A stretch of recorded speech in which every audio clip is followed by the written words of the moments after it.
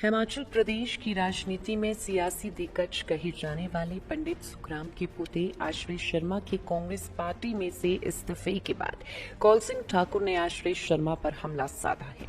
एक ही पार्टी में रहकर भी आश्रय शर्मा के धूर्त विरोधी रहे कौल सिंह ने पंडित सुखराम के परिवार को आया राम गया राम बताया है। उन्होंने कहा कि स्वर्गीय वीरभद्र सिंह पंडित सुखराम के परिवार को आया राम गया राम की संज्ञा दिया करते थे और आज वो संज्ञा सच हो गई है। कौल सिंह ठाकुर ने कहा कि आश्रय शर्मा की पार्टी छोड़कर जाने से कांग्रेस को कोई असर नहीं पड़ेगा। साथ ही में उन्होंने आश्रय को चुनौती दी है कि यदि आश्रय शर्मा चाहे तो द्रंग विधानसभा क्षेत्र से कौल सिंह ठाकुर के खिलाफ चुनाव लड़ सकती है। तत्कालीन वीरभद्र सरकार में कैबिनेट मंत्री रहे कौल सिंह ठाकुर ने कहा कि आश्रय शर्मा के पिता अनिल शर्मा पहले नवरात्रि में कांग्रेस पार्टी में शामिल होना चाहते थे और उन्हें कांग्रेस से टिकट देने को लेकर भी चर्चा चल रही थी, लेकिन फिर अचानक में प्रधानमंत्री नरेंद्र मोदी के प्रस्तावित मंडी दौरे से पहले उन्होंने भाजपा में रहने का ही फैसला किया। कौल सिंह ठाकुर ने कहा कि वह नहीं जानते कि आखिर किस दबाव में अनिल शर्मा ने ये फैसला लिया। कांग्रेस के वरिष्ठ नेता कौल सिंह ठाकुर ने आश्रय शर्मा को आड़े हाथों लेते हुए कहा कि आश्रय के पार्टी के बाहर जाने के बाद रत्ती भर का भी फर्क नहीं पड़ेगा। उन्होंने कहा कि साल 2019 के लोकसभा चुनाव में आश्रय शर्मा सबसे ज्यादा मतों के अंदर से हारने वाले प्रत्याशी थे। कौल सिंह ठाकुर ने आश्रय शर्मा को अनुभवहीन करार दिया है। अच्छा हुआ मैंने कहा आश्रय शर्मा जी को टिकट मिल गया और आश्रय शर्मा के कारण अनिल शर्मा को जो है मंत्री का पद छोड़ना पड़ा। उन्होंने सरेआम आश्रय शर्मा की मदद की, लेकिन आश्रय शर्मा आज तक मंडी जिला में आज तक सबसे ज्यादा रिकॉर्ड मतों से हारे और मंडी सदर जो उनका अपना गृह क्षेत्र था सबसे कम वोट उनको वहां मिले हैं। तो इसलिए ये तो मैं समझता हूँ आया राम गया राम हमारे स्वर्गीय वीरभद्र सिंह कहते हैं कि ये परिवार आया राम गया परिवार है, तो ये उन्होंने अब भी साबित कर दिया। पहले प्रभारी श्री राजीव शुक्ला जी ने मुझे कहा कि आनंद शर्मा कहते हैं, अपने अनिल शर्मा जी कहते हैं कि मैं पहले नवरात्रों को कांग्रेस ज्वाइन करूंगा। मैंने कहा ठीक है, हम स्वागत करते हैं, अगर कांग्रेस में आएंगे स्वागत करते हैं। तो कहते फिर उनको टिकट देना पड़ेगा। मैं कहा दो टिकट, 26 को कहते ज्वाइन करेंगे, 27 को टिकट दे देंगे। हमने कहा दे दो, लेकिन 24 तारीख को ही पता नहीं क्या दबाव अनिल शर्मा पे पड़ा। मोदी जी ने आना था, इंद्र देवता ने इजाजत नहीं दी, देव भूमि हिमाचल के देवी देवता इसके नाराज थे। बारिश हुई और उनकी जो रैली जो है वो बिल्कुल फ्लॉप होकर के रह गई। कहा 1 लाख नौजवानों को इकट्ठा करेंगे, गाड़ियां पता नहीं उन्होंने कितनी 3200-3300 गाड़ियां लगा दी थी, लेकिन अगर उसमें आधे से ज्यादा जो है अधेड़ लोग थे, उसमें 40 साल से ऊपर ही लोग थे, लेकिन हो गई। उसी दिन फिर अनिल शर्मा ने कहा कि नहीं, हम पूरा परिवार अब भारतीय जनता पार्टी में ही रहेंगे। मैं कहा इनका व्यक्तिगत फैसला है, भारतीय जनता पार्टी में रहेंगे। और आश्रय शर्मा ने ठीक है मेरे चुनाव क्षेत्र से अप्लाई किया था। मैंने कहा लोकतंत्र है, सबको अधिकार है अप्लाई करने का। अब मैं तो चाहता हूं कि अगर वो लड़ना चाहते हैं तो बीजेपी का टिकट लेकर के आए और वहां से मेरे खिलाफ इलेक्शन लड़ लें। मैं तो उनको स्वागत करता हूं, बीजेपी का टिकट लाए और ढंग से चुनाव लड़े। इसलिए अब की बार धर्म चुनाव क्षेत्र की जनता ने और हिमाचल की जनता ने फैसला किया है कि अब की बार कांग्रेस पार्टी को सत्ता में लाएंगे, भाजपा को सत्ता से बाहर उखाड़ेंगे, क्योंकि भाजपा से और जयराम सरकार, जयराम जो है आई थिंक साबित हुआ है, सबसे खर्चीला मुख्यमंत्री आज तक का साबित हुआ है, जिसने हिमाचल को दिवालिये के कगार पे लाके खड़ा कर दिया है। 47,000 करोड़ का ऋण था, जिसमें 16 साल बीजेपी के भी थे, 10 साल धूमल साहब के, 6 साल शांता कुमार के थे, और इस एक व्यक्ति ने ये 75,000 तक करोड़ पहुंचा दिया। और जब कच्ची माल तक ये जो है 80,000 करोड़ पहुंच जाएगा। दूसरा कहते थे हम डबल इंजन सरकार है, डबल इंजन सरकार है। हम पूछना चाहते हैं जयराम जी से कि डबल इंजन सरकार ने आपने कौन सा प्रोजेक्ट हिमाचल प्रदेश को लाया, कौन सा आर्थिक पैकेज हिमाचल प्रदेश को लाया। और फिर उन्हें एंटरप्रेन्योर मीट की, बड़े बड़े जयराम जी दल बल के साथ विदेशों में चले गए कि विदेशों को लाएंगे हम और वो हिमाचल में उद्योग स्थापित करेंगे। कहते 98,000 करोड़ के उद्योग हिमाचल प्रदेश में आएंगे।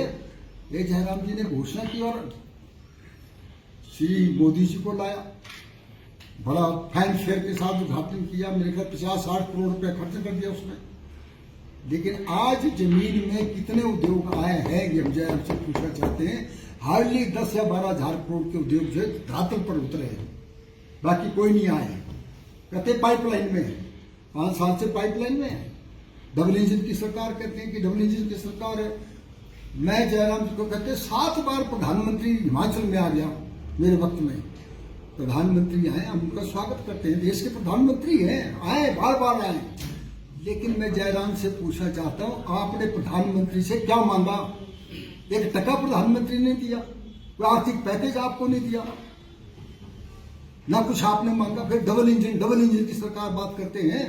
हमने 4 मेडिकल कॉलेज खोले और प्रधानमंत्री को बता दिया ये हमने खोले मेडिकल कॉलेज। जयराम जी आप विधानसभा में थे, मेडिकल कॉलेज कांग्रेस पार्टी ने, यूपीए की सरकार थी, गुलाम नबी आजाद जो है वो स्वास्थ्य मंत्री था, मैं हिमाचल का स्वास्थ्य मंत्री था। 3 मेडिकल कॉलेज मैंने उनसे लिए। एक doctor Yashwant Singh Parmar medical college मैंने सबसे पहले स्टार्ट किया नाहन में, दूसरा मेडिकल कॉलेज चंबा में स्टार्ट किया और तीसरा मेडिकल कॉलेज हमीरपुर में धूल साहब जिले में दिया। हमने भेदभाव नहीं किया। और गुलाम नबी आजाद ने 190 करोड़ रुपए तीनों मेडिकल कॉलेज को दिया। एक मंडी में हमारे युवा कांग्रेस के लोग धरने पे बैठे थे कि मंडी में मेडिकल कॉलेज होना चाहिए। तो मैं फिर ऑस्कर फर्नांडिस को मिला, वो श्रम मंत्री थे। उस वक्त भारत सरकार ने फैसला किया कि ईएसआई कॉर्पोरेशन के मेडिकल कॉलेज 12 खोले जाएंगे। तब हमने फिर ऑस्कर फर्नांडिस से मिला, उन्होंने मंडी के लिए जो है ईएसआई कॉर्पोरेशन का मेडिकल कॉलेज दे दिया। जो भारतीय जनता पार्टी में गए लोग वो भारतीय जनता पार्टी के ही थे, वो डेपुटेशन में कांग्रेस में आए थे। लखविंदर राणा, इसके बैकग्राउंड भारतीय जनता पार्टी की थी। बाई इलेक्शन में मैंने टिकट दिया, मैं कांग्रेस का अध्यक्ष था, मैंने टिकट दिया और जिताया भी हमने उनको। फिर हार गए, फिर दोबारा कांग्रेस ने टिकट दिया। इनको ये लगा कि शायद अब कांग्रेस टिकट नहीं देगी, तो फैसला हमने कर दिया बाद में किया कि सभी सिटिंग एमएलए को कांग्रेस के टिकट देंगे। पवन काजल जी, उनकी बैकग्राउंड देख लीजिए आप, वो तो आरएसएस के हैं।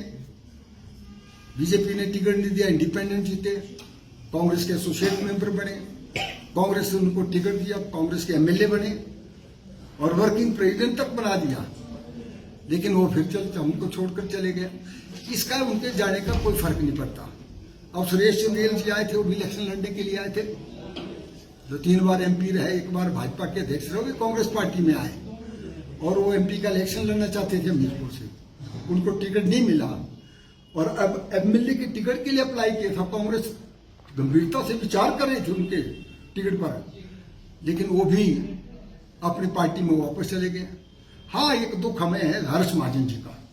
हर्ष महाजन कांग्रेस पार्टी के थे और राजा साहब ने उनको चेयरमैन कोऑपरेटिव बैंक का, सबसे बड़ा बैंक का चेयरमैन बना के रखा। अब मुझे ये नहीं पता, मेरी बात नहीं हुई कि किन कारणों से वो कांग्रेस पार्टी से, लगता है कोई दबाव उन पर डाला या कोई लालच उनको दिया गया, क्या दिया ये नहीं पता। भाजपा पे पैसों की कमी नहीं है, खरीदो फरोख्त में भाजपा के मुकाबले कोई पार्टी नहीं है। भाजपा कह रहे क्योंकि मंडी से हैं आप और आपका जो कद है वो है। कांग्रेस पार्टी लोकतंत्र में विश्वास करती है और भारतीय जनता पार्टी ये तानाशाही पार्टी, डिक्टेटर पार्टी है। कांग्रेस पार्टी जब हमारे 45-50 एमएलए चुन करके आएंगे तो हाई कमांड ऑब्जर्वर भेजती है, विधायकों की राय लेती है, जो विधायक बहुमत जिसके साथ होगा वो। ये ठीक है, कांग्रेस के पास अच्छे नेता हैं, इनके पास तो नेताओं का कंगाल पड़ा हुआ है। भारतीय जनता पार्टी के तभी तो हमारे ये आयात कर रहे हैं कांग्रेस के अच्छे लोगों को। इसलिए हमारे ठीक है, ये ठीक है कि मैं राजा साहब के बाद दुष्ट हूँ। 8 बार एमएलए रहा हूँ, 4 बार मंत्री की ओथ ली, फिर मैंने 1 बार मंत्री पद छोड़ा, स्पीकर भी बन गया। श्रीमती सोनिया गांधी की कृपा से 2 बार कांग्रेस का अध्यक्ष रहा। 2012 की सरकार हमने उस वक्त बनाई। इसलिए लेकिन हमारे ये ठीक है, तो ठीक करते भाजपा वाले। कांग्रेस के पास हर जिले में अच्छे नेता हैं। धनीराम सांडल, बिलासपुर में रामलाल ठाकुर है, उन्ना से अपने मुकेश अग्निहोत्री है, और उधर से हमीरपुर से सुखविंदर सिंह सुक्खू है, चंबा से आशा कुमारी है, और कांगड़ा से जो है हमारे सीनियर लीडर हैं अपने चौधरी चंद्र कुमार है। तो कांग्रेस के पास नेताओं की कमी नहीं है, एक्सपीरियंस्ड, कॉम्पिटेंट और मोस्ट एफिशिएंट लीडर कांग्रेस के पास है, भारतीय के पास चलती है। एक बात मैं और कहना चाहता हूँ, देखो आप उत्तराखंड में देखिए, इनका कोई लोकतंत्र है बीजेपी में? मुख्यमंत्री हार गए और मोदी का आदेश आया कि इसी को दोबारा चीफ मिनिस्टर बनाओ, हारा हुआ चीफ मिनिस्टर बना दिया। वहां क्या हुआ? अपने गुजरात में क्या हुआ? मुख्यमंत्री के खिलाफ कोई बगावत नहीं थी, मोदी ने कहा मुख्यमंत्री और सब मंत्री हटा दिए और नई कैबिनेट बना दी, किसी को दोबारा नहीं बनाया। ये है लोकतंत्र क्या? हम तो कहते हैं बीजेपी में तानाशाही है, डिक्टेटरशिप है, सिर्फ एक आदमी की हुकूमत है, वो है सिर्फ नरेंद्र मोदी। तो गया वो इलेक्शन नहीं लड़ रहा था, हर्ष महाजन ने खुद इलेक्शन लड़ने से इनकार कर दिया। इस बार एमएलए रहे, बाकी वो चले गए, उन्होंने तो अभी नहीं इलेक्शन लड़ना था, उन्होंने अप्लाई किया हुआ था उन्होंने इलेक्शन के लिए। वो अच्छे नेता नहीं सर जो वहाँ पे गए हैं? भाजपा में, वो अच्छे नेता नहीं है कांग्रेस के जो। अच्छा ठीक है, हर्ष महाजन ठीक है, किन कारणों से है मैंने कहा, कारण का हमें पता नहीं कौन सिंह का है। अंतिम चुनाव कांग्रेस होगा। के पास अच्छे नेता है, कोई भी चीफ मिनिस्टर बन सकता है। कौन सिंह ठाकुर होगा कि इसके बाद चुनाव? ऐसा है, मेरा चुनाव लड़ना मेरे मतदाताओं पर निर्भर करता है। ऐसे बिल्कुल चाहूँ कोई मेरे साथ से मुकाबला करके देखे, पैदल चल के देखे, है चाहे कोई, मतलब इसलिए मेरे मतदाता और मेरी हाई कमांड, कांग्रेस पार्टी की high command. Live times TV के लिए